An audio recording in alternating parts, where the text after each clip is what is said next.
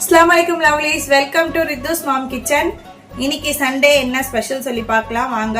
Tiffin lunch என்னன்னு பார்க்கலாமா? இன்னைக்கு வந்து கொஞ்சம் ஸ்பெஷல் தான். என்ன லஞ்ச் பார்க்கலாம். சுட சுட சாதம், தென் வந்து கத்திரிக்காய் போட்டு சாம்பார் வச்சுருக்கேன். தொட்டுக்க பார்த்தீங்கன்னா பீஃப் வாங்கிட்டு வந்து பெப்பர் தொக்கு பண்ணியிருக்கேன்.